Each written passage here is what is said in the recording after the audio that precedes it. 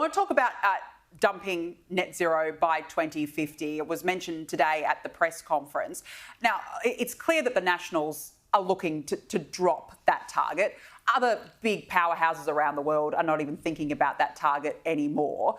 But where does this leave the coalition more broadly? If you've got two possibly opposing narratives here, how do you see this playing out? Well, targets that far out are just a complete waste of time, because nobody is going to be held accountable for the lack of meeting it. And quite frankly, nobody believes it. I mean, the Liberal Party needs to highlight the fact that we believe as Conservatives that we should be good custodians of the earth.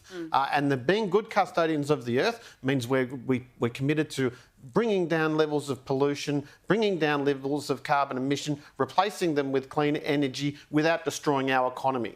And that's the debate that we always have. In Western Sydney seats, Conservative Western Sydney seats in the northwest of Sydney, we have the highest number of families having solar panels on their roofs than per capita than anywhere else. That is a Liberal voting area, and they have all the highest number.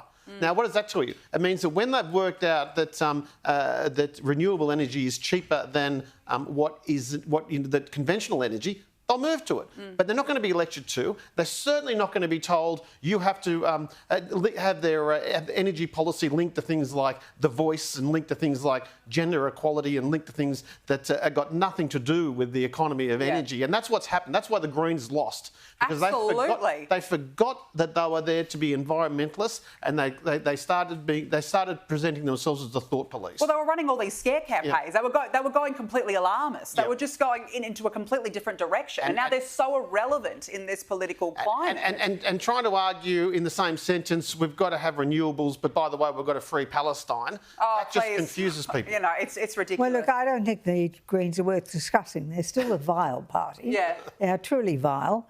And their vote has dropped. And as I've said before, these minor parties usually last about 25 to 30 years. Whether it was the DLP, whether it was the Democrats, well, the Greens picked up what was left of the Democrats and put it into their vote. Something else will happen, but they're on the decline. Yeah. And just want to get your opinion there on net zero by 2050. Well, David Littleproud was pretty...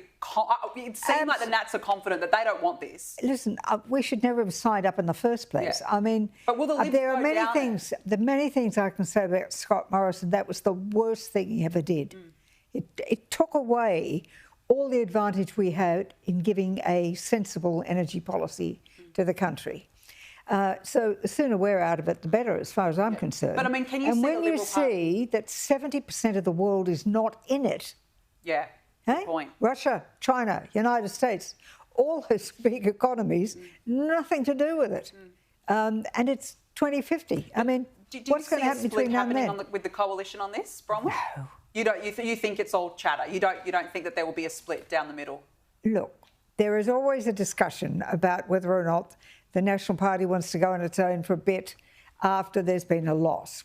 It's happened every now and again, but they come back together again because they were fundamentally part of the first compact when Menzies formed the Liberal Party.